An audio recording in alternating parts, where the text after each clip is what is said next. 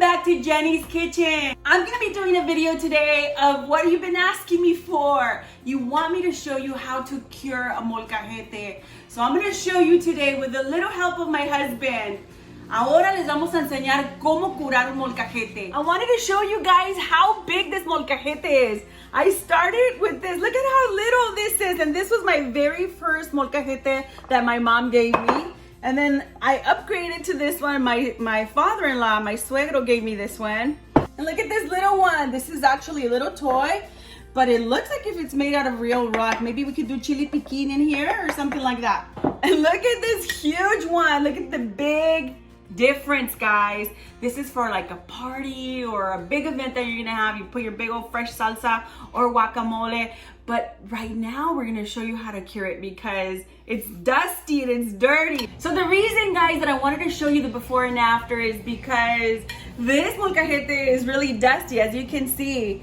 And what I've learned that it's not easy to make a molcajete. It takes, how long does it take? It takes 6 to 8 hours to make. 6 to 8 hours. This is a volcanic rock, and this is why you see all these little pores inside of the molcajete, and that's what you want. And this is why you want to cure them, because with the rice and the rock salt, it's gonna cover most of this.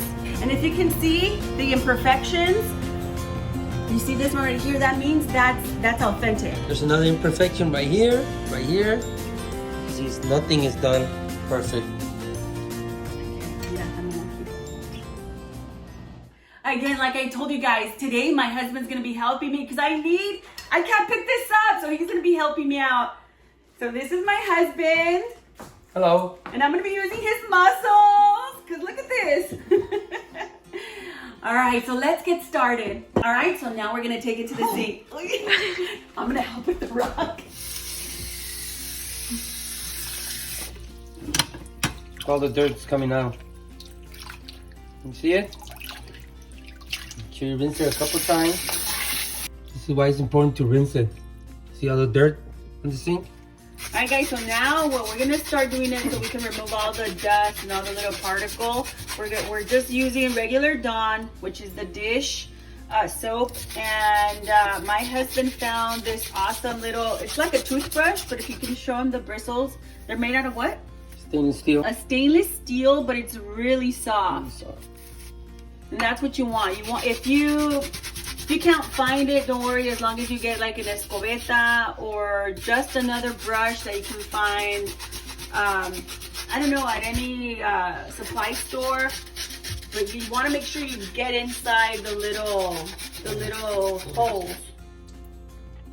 All right, guys, look at, you could hardly see the dirt, but as we are putting it on the sink, you could see all the black that is coming out. And look at this. If you could see the gray water, that's all dirt. And this is what you don't want, because if you don't clean it or you don't cure it, it goes into your food. And now we're gonna be using the escobeta. This is just like a little brush. And you wanna make sure that you buy one that is heavy duty, because this one here is just gonna help us just brush it off, because we're using this one.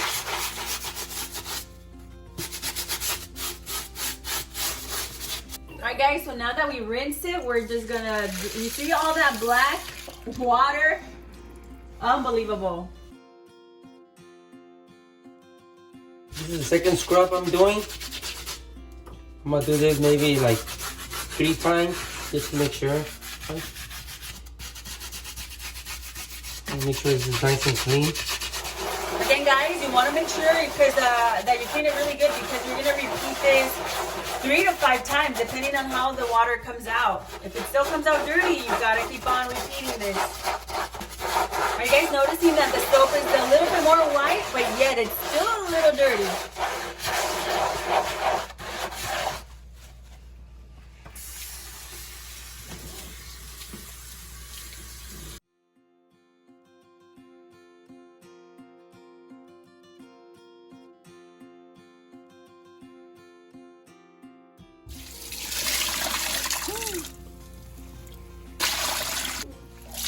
See, now the water's clean. Now we can start the process with the rice.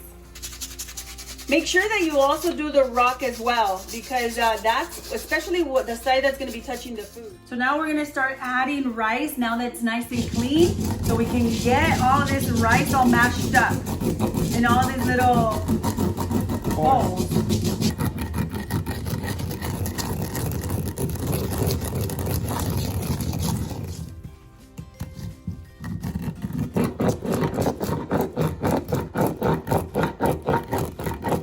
Make sure that you get the sides of the rock as well, because that's what's going to be touching the food.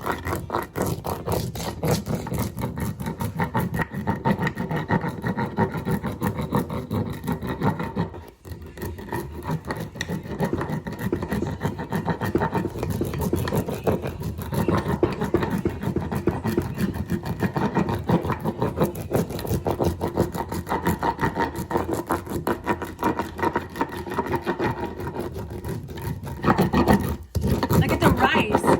You can tell that it's turning gray, and that means that it's still some residue of the molcajete.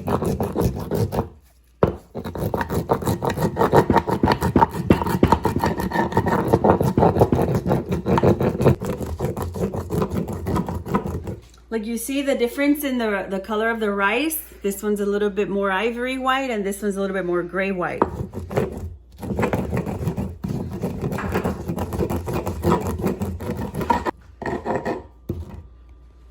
Make sure that you do all the edges and you do the top as well. So you just want to bring it up just a little, and you want to do that. You see how black it's up here? Because we really haven't worked it up here, but you want to make sure you get all the edges that the food's going to touch.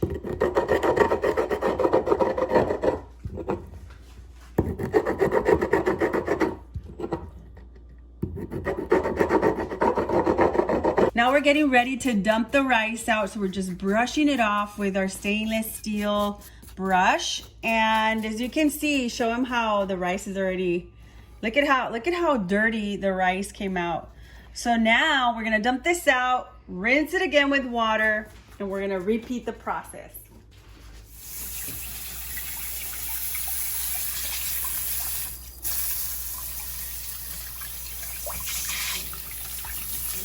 So again, we're just rinsing it off as much as we can, because we're gonna repeat the process. But now we're gonna add some salt. All right, guys, so this is the second batch of the rice. All right, so now we're gonna be adding the salt. Make sure it's the coarse crystal salt, because they have to look like this. You see that little rock? That's what you want. So now you're gonna add a lot, like this. So the reason that we add the salt, because it also helps polish the rock.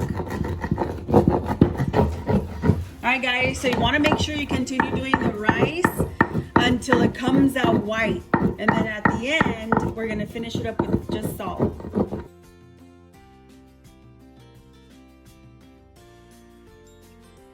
So now the third round, we just want to grind it just with the salt.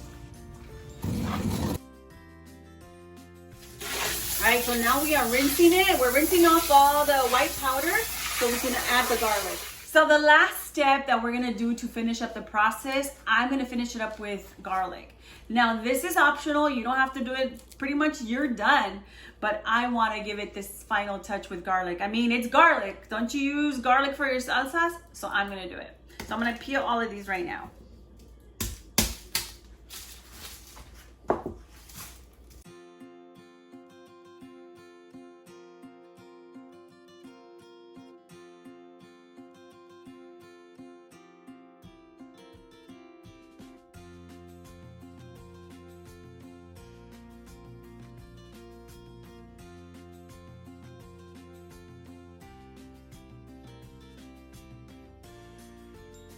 This is the last rinse. I mean, it's gonna smell like garlic, but like I said, the molcajete, you use it for salsas, or you're gonna be using garlic, so it's okay. That smell's gonna fade with time, but you're not gonna regret it to use that last step.